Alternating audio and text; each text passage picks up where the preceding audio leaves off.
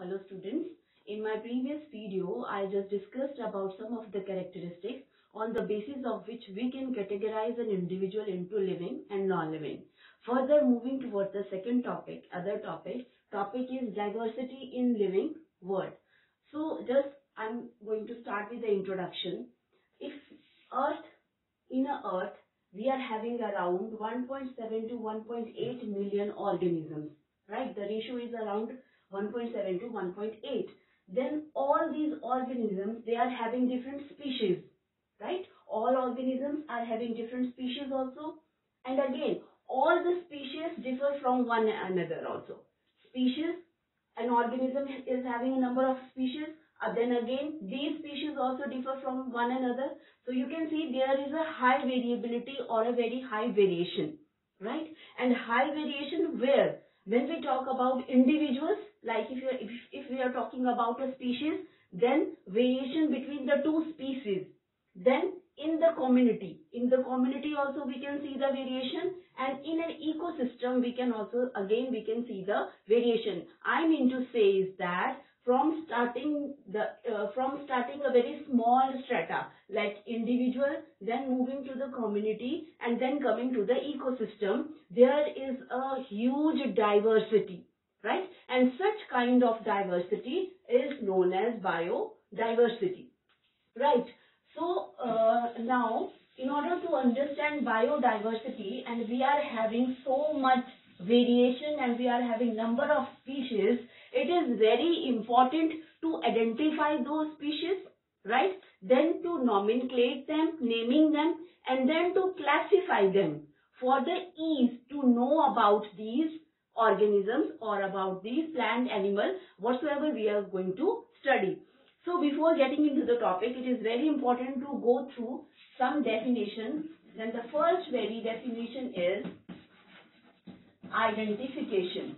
So what is identification? Identification is when we are studying a certain organism, we need to identify that organism first. First, identify the place, right? Identify the place in the system of classification, right? Where, at what place that very organism is going to come. So identify the place in the system of classification, and also plus naming, right? Naming the organism in the system of, or we can say in the taxonomy, right? So what is identification? Identification is to identify the place in the system of organism to identify the, first is to identify the place, and then is to name that organism. So this is what? It is simply identifying the organism, its place and its name. Now the second definition, which is very important to know, is the classification. Second is classification. As the name in itself is indicating that we are talking about something which is classified, which is going to be classified. So here the organism is classified. Organism is, or rather we can use that organism is categorized into a group or subgroup, into groups or subgroups on the basis of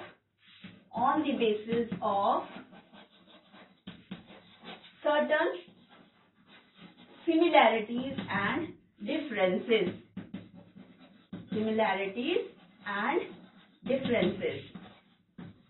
Right? So classification is just we are classifying the organism. Once the organism is identified, then classifying that organism into certain groups and and subgroups on the basis of similarities that organism is having with the other and on the basis of differences also. So this is called as classification, right? Now the third term, which is very, very important, is the nomenclature. So the third term is nomenclature. So nomenclature just deals with the naming of that organism, right? So what kind of name, if we are giving a name, what kind of a name it should be? It should be a very proper name, right? Very specific name, right? A very proper, and when we are giving a proper and a specific name to an organism, which is as per the rules given by ICBN or ICZN. We will go into detail with these two abbreviations a little later, but the name should be very proper and specific, and it should be according to the ICBN and ICZN. These are the two international organizations, right? So nomenclature is just naming an organism in a proper and a specific manner. Okay. So when we talk about naming, an organism is having two names, right? It can have a common name, okay, a common name, and it can have a scientific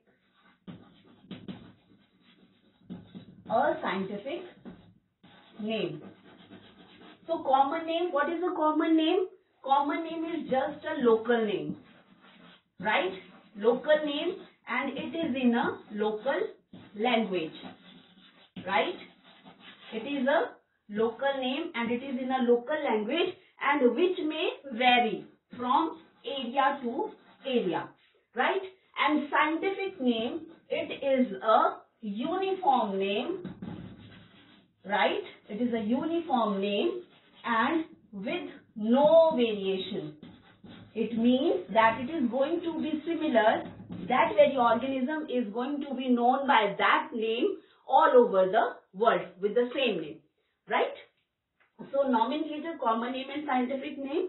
Again, this name is given on the basis of certain rules, and that very rule, or we can say, is called as binomial nomenclature.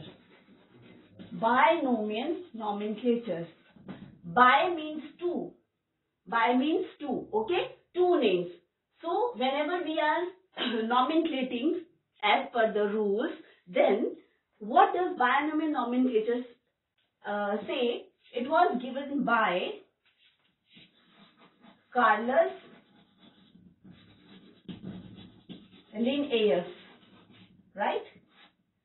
He gave the binomial nomenclature, and there were certain rules according to which we can name an organism. So the first very rule, so these rules were according to ICBN or ICZN. What is it? This is International Code for Botanical Nomenclature. International Code for Zoological Nomenclature. I am writing it over here. International Code for Botanical Nomenclature, right? And other one is, all is going to be similar. This Z is replaced by the zoological nomenclature.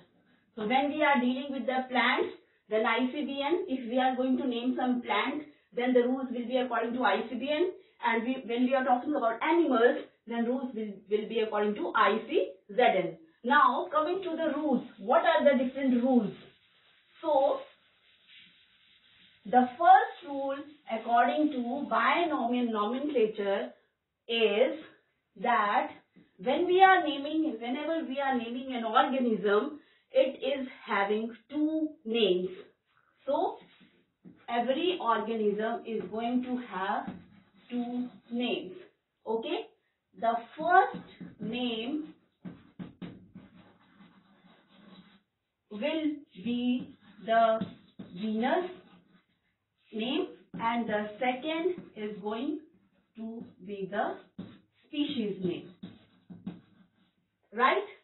Now, the second rule is that the first name, which is a genus name, it always starts, the genus name always starts with capital letter, right? And the species name starts with small letters, right? The third rule says that the genus name and the species name is always, if it is typed, it is always in italic font. And if it is written, it is always underlined. Okay?